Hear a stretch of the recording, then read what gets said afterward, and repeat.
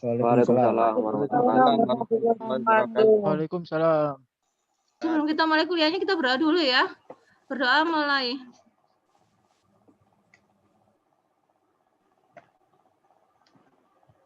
Berdoa selesai. Oh, siapa Mbak? Siapa tadi? Saya mau share ini apa? Share PPT di multiple ya. Share screen-nya. Yang hostnya tadi Mbak Ajeng. Iya Bu, sudah. Oke.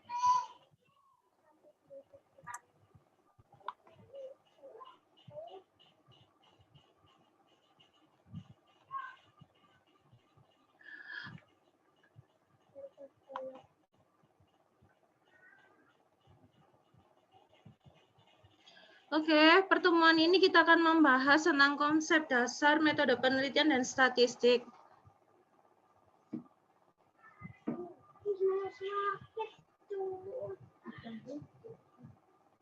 Ini ada suaranya siapa ya? Saya lanjut ya. Yang lainnya di mute bentar ya, yang lainnya.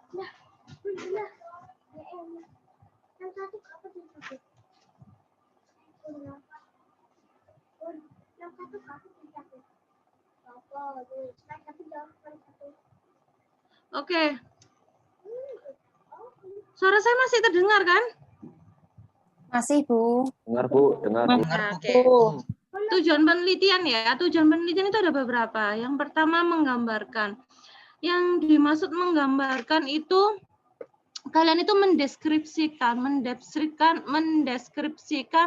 objek penelitian. Apa yang mau kalian teliti gitu maksudnya. Jadi misalnya saya kasih contoh gini. Kalian menggambarkan bahwa karena adanya COVID-19 itu ada penurunan harga saham pada perusahaan yang terdaftar di Bursa Efek Indonesia. Nah, kalian membuktikan benar nggak sih itu? Itu kalian buat penelitian. Berikutnya mengembangkan. Mengembangkan itu kalian disebut akan mengembangkan sebuah teori jika penelitian kalian berbeda dengan penelitian sebelumnya. Gimana ya? Ada papannya di sini kelihatan nggak ya? Bentar.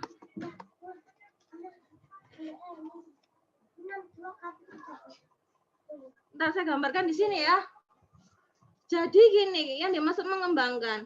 Penelitian terdahulu punya saya ya, misalnya punya ini. Saya hanya meneliti X1 terhadap Y.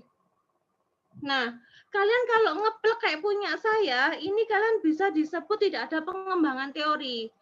Gimana caranya biar penelitian kalian itu ada pengembangan teori? Nah, itu caranya kalian harus menambahkan dari penelitian lainnya. Misalnya, ini adalah CSR, ini kinerja keuangan. Nah, kalian cari penelitian lainnya, misalnya penelitiannya Vina. Vina itu ada penelitian dia, debt equity ratio terhadap kinerja keuangan.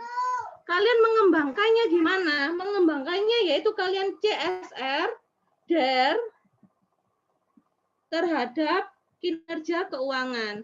Nah, di sini kalian ada pengembangan. Jadi nanti kan kalau ngajuin judul pasti ditanya, pengembangan teori kalian di mana? Kalian bisa menjelaskan bahwa penelitian kalian terdahulu, misalnya punya saya, itu hanya CSR terhadap kinerja keuangan. Tapi kalian menambahkan satu variabel yaitu DER terhadap kinerja keuangan. Ini semuanya harus ada penelitian terdahulunya. Jadi kalian kalau menambahkan variabel itu harus didukung sama jurnal penelitian. Paham ya yang dimaksud mengembangkan ya? Suara saya kalau hilang bilang ya, soalnya laptop saya agak error. Iya, Bu. Nah, sekarang bedanya menemukan sama menciptakan. Kalau menciptakan itu sesuatu yang baru. Jadi kalau misalnya teori, itu teorinya baru ada gitu loh. Tapi kalau menemukan itu sudah ada dulu, tapi kalian teliti lagi. Bedanya di situ. Kalau misalnya biar bisa melogika, kalau menciptakan itu ada obat kanker baru. Pokoknya kalau menciptakan itu sesuatu yang baru yang sebelumnya nggak pernah ada. Itu menciptakan. Tapi kalau setara S1, itu kalian belum sampai kalian menemukan sebuah teori yang baru, itu belum sampai di situ. Kalau S1 kalian semua penelitian kalian itu harus didukung dengan penelitian terdahulu. Jadi kalau bikin judul jangan dibalik, kalian nentuin judul dulu baru dibuat nyari jurnal penelitiannya. Jangan kayak gitu, itu salah. Yang benar, kalian mapping jurnal, kumpulin jurnal penelitian, dari mapping jurnal yang kalian kumpulin, itu nanti kalian putuskan untuk memilih judul yang mana. Jadi jangan sampai kebalik, kalian milih judul baru cari jurnalnya. Jangan. Yang benar kalian cari jurnalnya, baru bikin judulnya. Karena dari jurnal-jurnal tersebut kalian akan pasti punya ide mau meneliti apa. X-nya yang dipakai apa aja, Y-nya yang dipakai apa aja. Gitu ya. Sampai sini ada pertanyaan? Kalau kecepatan bilang ya. Yang berikutnya, jenis penelitian. Jenis data penelitian itu ada dua. Data kuantitatif sama data kualitatif. Kalau data kuantitatif itu ada data diskrit dan data kontinum. Ini lebih ke nominal ya, kayak ngitung-ngitung gitu loh. Nah, ada yang bisa menjelaskan nggak data diskrit itu apa? Sekretarisnya di sini siapa ya? Sudah dibentuk kan sekretarisnya? Belum dah. Siapa sekretarisnya? Nggak ada. Ketua kelas aja. Ketua kelasnya siapa? Nggak ada juga. Cindy. Bu. Cindy ada. Udah masuk Cindy. Belum ya? Mbak Inka aja wes ya. Mbak Inka Ayu ya. Mbak Inka Ayu gini, kan di kelas saya itu ada penilaian keaktifan. Jadi nanti anak-anak yang menjawab, Mbak Inka catat namanya, nanti kalau menjelang UTS disetor ke saya. Dan setiap yang menjawab itu dikasih checklist 3 ya. Nanti bukunya checklistnya itu jangan sampai hilang. Jadi setiap pertemuan saya Mbaknya pakai buku checklist itu. Oh iya Bu, jadi saya cuma namanya aja kan Bu ya? Nama sama misalnya siapa? Ajeng. Ya, sama NIM-nya. Hari ini tanya dia 1 kali, jawab 1 kali, itu kasih checklist 3. Minggu depan kalau jawab lagi ditambah checklistnya 3 gitu loh ya. Pokoknya setiap menjawab 1 itu dapat 3 checklist gitu ya. Iya Bu. Oke. Yang berikutnya data diskrit. Ada yang bisa menjelaskan nggak data diskrit itu apa? Ada mau nyoba nggak? Saya pun mau nyoba. Oke, apa? Itu kayak contohnya itu kayak data diskrit itu data tentang jumlah penduduk kayak gitu kan? Terus piye? Ya menunjukkan angka jumlah penduduk kayak kendaraan atau semacamnya gitu. Ya, iya. bukan. Pokoknya kalau kuanti itu pasti angka ya. Ya angka. Tapi ya. Data distrik itu antara datanya itu enggak ada apa ya, tidak berhubungan. Maksudnya gimana? Maksudnya gini, misalnya di dalam penelitian ada pilihan, hobinya apa? Renang. Kalau renang poinnya 1. Tapi kalau hobinya sepak bola 2. Terus kalau basket 3. Nah, di antara renang, basket dan sepak bola tadi kan nggak berhubungan kan? Itu data diskrit. Nah, bedanya apa sama data kontinum? Ayo, siapa yang bisa?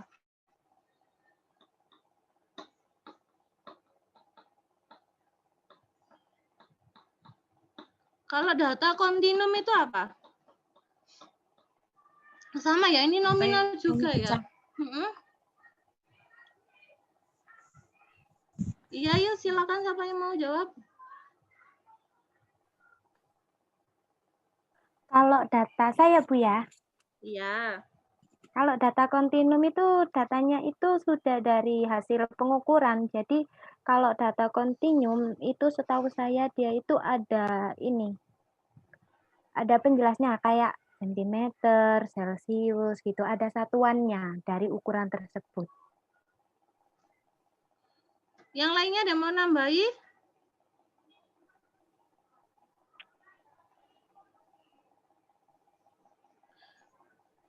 Ada yang mau nambahin nggak?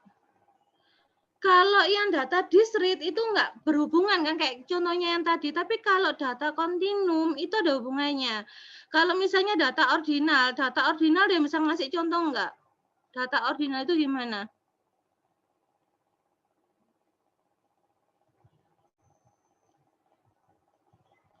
Kalian pernah ini nggak ngisi kayak kuesioner gitu, misalnya kalau kalian sangat setuju poinnya 5. Nggak setuju poinnya 4, ragu-ragu poinnya 3, tidak setuju poinnya 2, sangat tidak setuju 1, misalnya kayak gitu.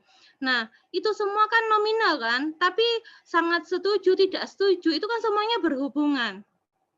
Paham nggak maksudnya? Iya, Bu. Ya, Bu. Oke, data interval. Kalau data interval ada yang bisa menjelaskan nggak data interval itu apa?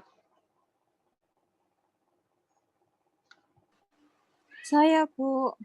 Oke. Data interval itu data hasil pengukuran. Kalau bedanya Yang sama itu. rasio? Yang apa? Lanjutin dulu, yang apa? Data interval itu data hasil pengukuran yang didapat dari kriteria atau yang sudah diurutkan. Yang udah diurutkan. Data rasio apa data rasio? Kalau data rasio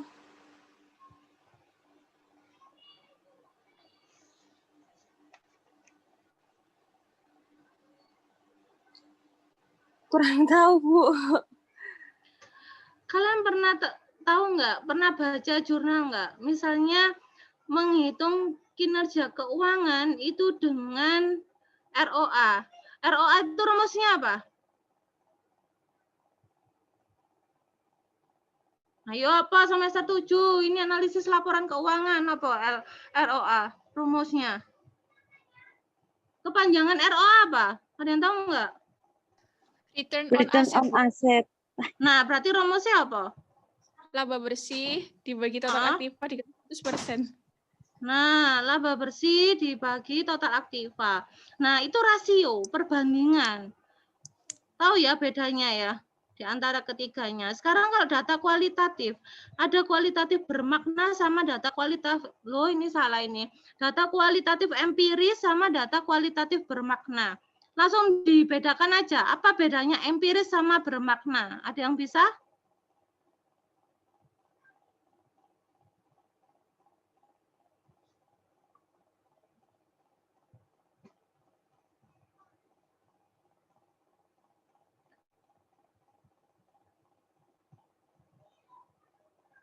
Ayo, ada yang mau nyoba enggak?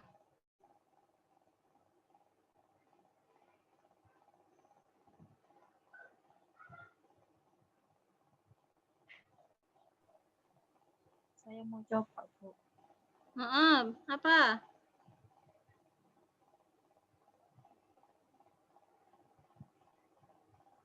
Saya, Bu. Kalau yang data kualitatif empiris ada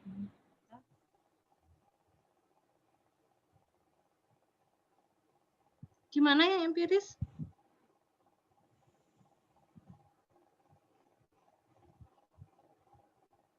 tidak diberi makna. Tidak diberi makna. Kalau yang kualitatif bermakna ada maknanya gitu ya. Maksudnya piye iku? Ya.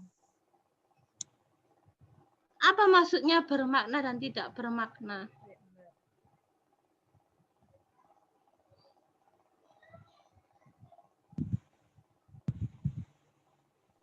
Mungkin kalau empiris itu apa adanya, Bu? Apa yang Sebagai terlihat gitu Ya, ya. ya kalau bermakna, kalau yang bermakna itu ada fakta di balik yang ada fakta di baliknya gitu mungkin, Bu. Ada fakta di balik. Ada makna di balik fakta, ngono ta maksudnya? Ya, Bu. Ya, Bu. Iya, benar ya. Contohnya kayak gini, misalnya Mbak Sopo ini ya. Misalnya Mbak Nabila pakai jilbab apa ya kuping ah. Nah, misalnya Mbak Nabila pakai jilbab pink ya. Kalau data empiris ya udah pakai jilbab pink gitu aja apa yang terlihat. Tapi kalau data kualitatif bermakna itu ada artinya. Oh, Mbak Nabila sedang jatuh cinta, makanya suka pakai pink. Nah, kayak gitu loh. Itu bedanya empiris sama bermakna ya. Jadi pokoknya intinya kalau empiris hanya apa yang nampak aja, tapi nggak ada makna dari apa yang dilihat itu. Intinya kayak gitu. Oke, jenis metode penelitian itu ada 3 ya, kuantitatif, kualitatif, sama kombinasi. Kalau kombinasi itu berarti perpaduan antara kuanti dan kualitatif, jadi dua-duanya dilakukan. Selain dia hasil wawancara, dia juga ada data yang diolah nanti. Jadi kombinasi itu kuanti dan kuali. Kalau kuantitatif, seperti kalau kalian mengukur pengaruh hutang terhadap nilai perusahaan. Pokoknya yang berbau hitung-hitungan. Kalau kuali itu pure wawancara. Contohnya kayak gini, ntar tak carikan. Oh, bukan. Nah, contohnya kayak ini. Ini adalah hasil penelitiannya kuali ya. Jadi dia lebih ke hasil wawancaranya. Misalnya, ini selama ini untuk penyusunan neraca disesuaikan menurut standar akuntansi yang berlaku. Bla bla bla hasil wawancara dengan Sihabudin, Ketua Koperasi Intako tanggal 3 Juni 2014. Ini hasilnya kualitatif. Tapi kalau kuanti, hasilnya contohnya ya kayak gini ya.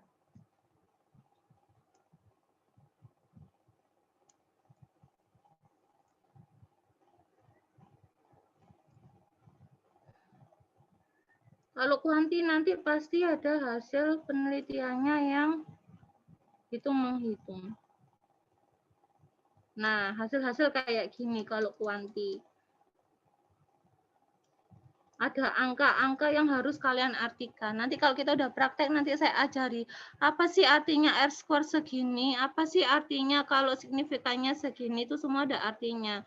Yang harus kalian interpretasikan dari angka-angka itu sebagai hasil penelitiannya kalian.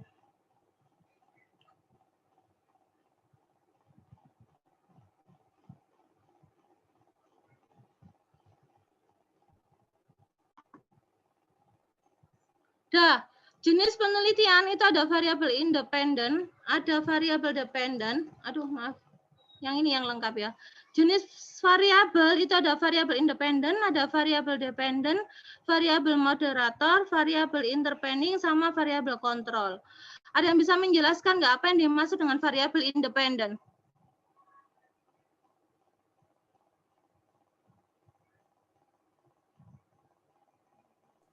Saya, Bu. Oke. Variabel independen itu variabel yang jadi penyebabnya atau timbulnya perubahan variabel dependen. Oke, yang lainnya paham ya? Jadi variabel independen itu X atau Y-nya? Perdana apa? X apa Y? Yo kamu. Ya, Bu. Perdana Yuliarta. Ya. Variabel independen tadi kan udah dijelaskan sama temanmu. Berarti kalau independen itu variabel X atau Y? X-nya. Y-nya gitu ya. Y apa X? X. X, yakin? Ya, Bu. Insya Allah.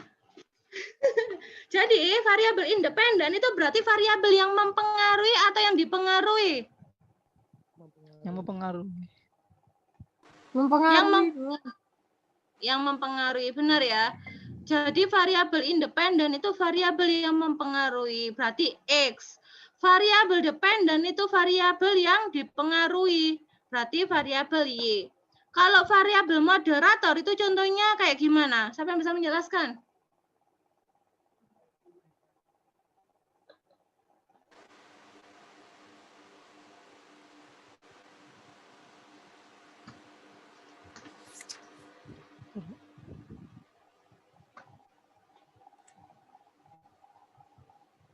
Ayo.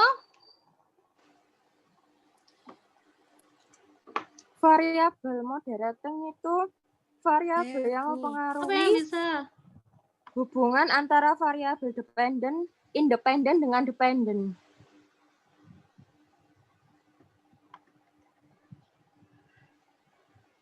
Apa variabel ini? Variabel moderator. Variabel moderator itu variabel yang memperkuat atau memperlemah hubungan ya. Jadi kalau digambarkan gini ya, kelihatan nggak papanya? Jadi kalau digambarkan, kalau variabel nggak usah, matiin aja, matiin. Jadi kalau digambarkan variabel moderator itu nanti di tengah-tengah sini sebagai variabel moderator atau Z. Biasanya dikenal dengan Z ya. Jadi di tengah-tengah. Nah, ini variabel moderator ini memperkuat atau memperlemah hubungan CSR terhadap kinerja. Yang dimaksud memperkuat atau memperlemah itu gimana? Kalau kalian biar bisa melogika, misalnya gini. X-nya itu pernikahan ya, X-nya. Y-nya itu rasa cinta. Moderatornya itu anak.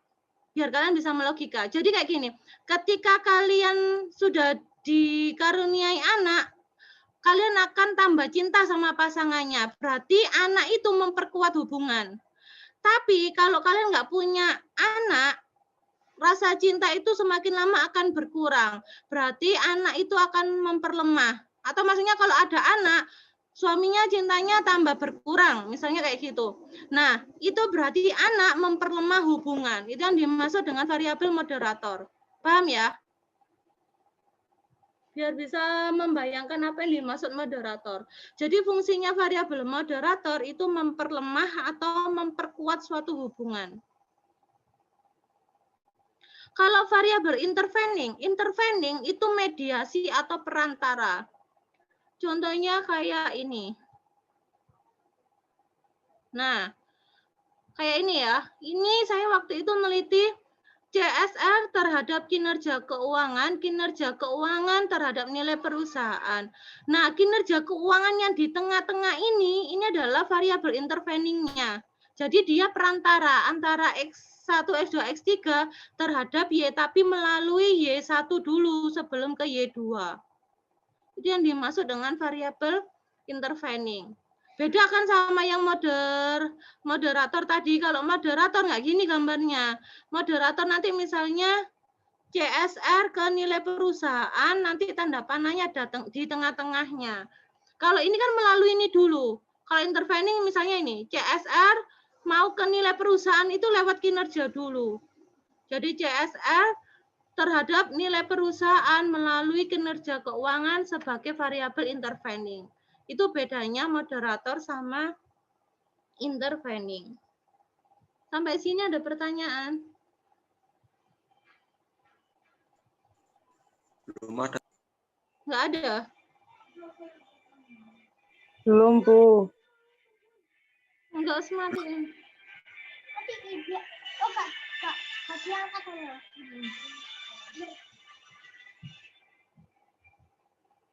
Nah, kalau variabel kontrol, ayo siapa yang bisa menjelaskan yang dimaksud variabel kontrol?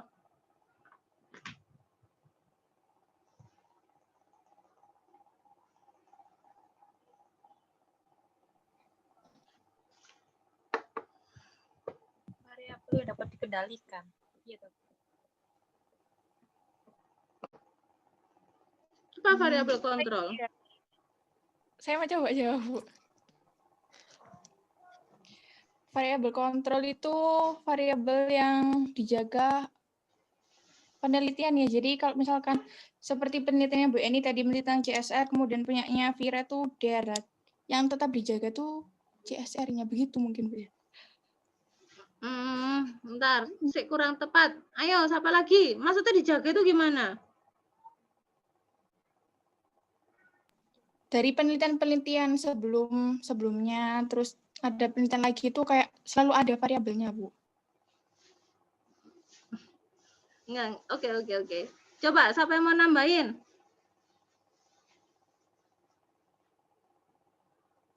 Saya, Bu. Oke.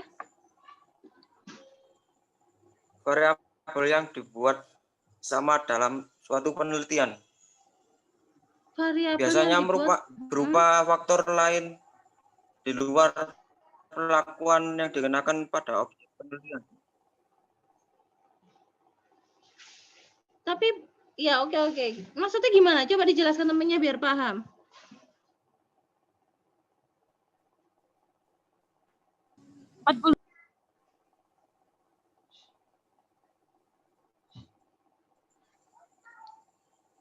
Gimana?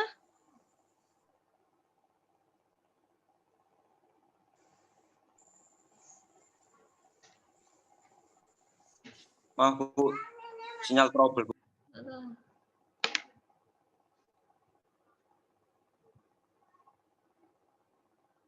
Yang lainnya coba ada yang mau nambahin lagi nggak? Biar atau contoh aja, contoh temennya biar paham. Zidan Faris, ayo. Contohnya gimana? Variabel kontrol.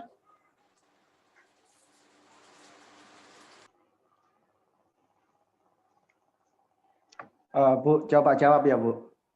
Ardian saya. Siapa? Ya. Ardian. Oke. Misalkan topik penelitian pengaruh kurikulum terhadap prestasi belajar di sekolah, variabel kontrolnya tersebut itu mata pelajaran. Kayak gitu, Bu. Oke, benar. Tapi paham nggak kalian iku apa piye iku? Paham nggak yang dimaksud? Masih belum, Bu. Ayo Ardiansa jelasno meneh. Misalkan kayak pengaruh penjualan mobil terhadap jumlah karyawan di perusahaan ini kok Bu, bentar Bu, bingung Bu. Yang tadi aja loh, yang kurikulum aja. Lebih gampang dibayangkan sama kurikulum terhadap teman-temannya. prestasi belajar di sekolah. Jadi kan variabel kontrol mata pelajaran, mungkin mata pelajarannya itu harus ditingkatkan buat mempengaruhi prestasi belajar di sekolah tersebut. Pengaruh kurikulum terhadap apa tadi? Hasil Prestasi belajar ya? Di sekolah. Prestasi belajar. Oke, jadi kayak gini loh, pengaruh kurikulum terhadap hasil belajar di sekolah ya Mas, gitu ya? Prestasi. Terhadap prestasi di sekolah. Variabel kontrolnya adalah mata pelajarannya. Jadi variabel gini loh, X-nya sebenarnya yang mempengaruhi prestasi kan banyak. Nah, variabel kontrolnya itu ditentuin untuk mata kuliah, untuk pelajaran ini aja gitu loh pengukurannya. Jadi misalnya hanya ditentuin PPKN aja, nggak semuanya gitu loh. Paham nggak? Jadi misalnya, atau kalian gini, kalian kalau misalnya kontrolnya sampel itu gini, pengaruh e-learning terhadap pemahaman mahasiswa. Variabel kontrolnya itu kalian buat hanya laki-laki aja yang diteliti. Itu yang dimaksud variabel kontrol. Jadi kontrolnya kepada sampelnya. Paham? Paham, Bu. Oke. Nanti kalau dipraktekin ketika praktek aja nanti biar bisa lebih paham ya pas kita udah praktek. Nah, model hubungan antar variabel. Ini ada banyak ya model hubungan. Jadi model hubungan itu kalau regresi linear berganda, X-nya itu adalah lebih dari 1. Jadi X1, X2, X3 sampai X5 terhadap Y misalnya. Kalian kalau meneliti X-nya lebih dari 1 itu masuk dalam regresi linear berganda. Tapi kalau X-nya cuma 1 berarti masuk yang sederhana. Jadi X1 terhadap Y aja itu masuk dalam sederhana. Nah, model yang lain itu ada juga yang Y-nya itu lebih dari 1. Misalnya X1 terhadap Y1 dan Y2 atau X1 dan X2 terhadap Y1 dan Y2. Jadi X-nya lebih dari 1, Y-nya juga lebih dari 1. Nanti ketika kalian menentukan mau bikin penelitian yang gimana, tetap acuannya harus ada jurnal penelitian terdahulu. Kayak misalnya kayak tadi variabel kontrol, kalian mau bikin jenis kelamin sebagai variabel kontrol, itu kalian harus ada acuan jurnalnya. Kalau nggak ada acuan, nanti sempro, kalian pasti disuruh cari jurnalnya sampai ketemu. Jadi daripada kalian susah, nanti kalau udah jalan, mending susah di awal. Cari jurnalnya, baru kalian menentukan meneliti apa. Jangan sampai kalian bikin itu nggak ada jurnalnya, karena beberapa anak-anak itu udah jadi proposalnya, ketika dicek proposalnya itu ada yang X yang diteliti itu dia nggak nemu jurnalnya. Jadi ketika saya minta untuk revisi ditambahkan dengan jurnalnya, itu akhirnya nggak revisi-revisi. Dan jangan sampai membuat siasat kayak gini, itu akan menyusahkan kalian. Misalnya, kalian meneliti CSR dan GCG. Ini ya, ntar tak tunjukin contoh biar kalian paham. Nah, misalnya kalian neliti nih, CSR, GCG, kinerja lingkungan terhadap kinerja keuangan. Kalian nggak nemu jurnal yang GCG terhadap kinerja keuangan. Kalian nemunya ini tuh